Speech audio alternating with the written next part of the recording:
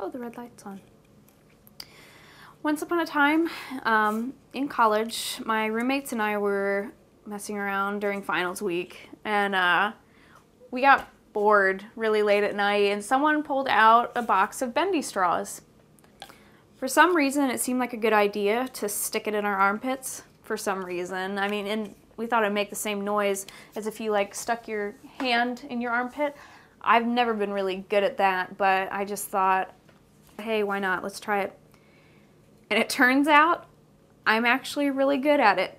I can play a lot of songs on my armpit with the help of Mr. Bendy Straw. And I performed many concerts for people after that, including one for 20 people. And one of them was my roommate's dad. That's my calling in life, all thanks to Mr. Bendy Straw.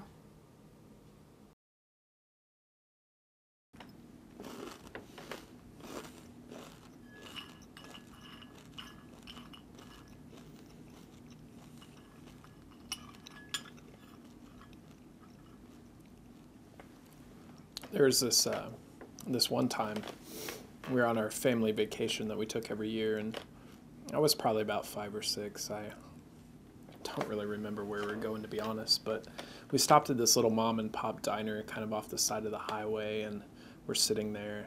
We had this rule in our family. See, it was like we were never, ever allowed to order dessert. So we finish our meal, and Mom and Dad turn to me and they say, "Aaron, why don't you order some dessert?" Wow. This was the opportunity of a lifetime. This never happened. So of course I take advantage of it. I order this just massive piece of pie, and it's just got whipped cream all over it, and chocolate sauce is just oozing over the top, flowing into the plate. They set it down in front of me. It was like a work of art. It was beautiful. Choirs of angels were singing as they just slowly laid this plate out in front of me, and before I could even take my first bite, just reveling in the moment, and this fork comes out of nowhere and just dive bombs this dessert.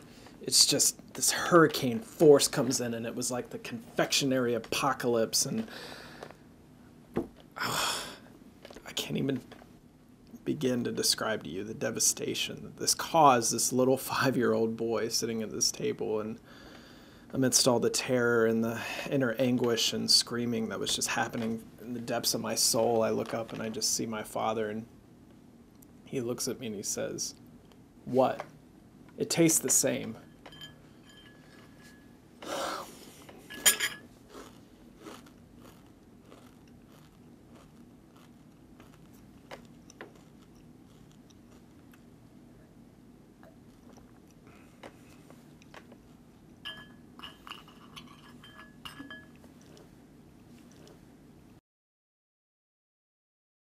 Once upon a time, when I was only a microchip, I began a long journey from my place of birth in the Weichai manufacturing plant in Hong Kong to the top of this desk where I currently reside.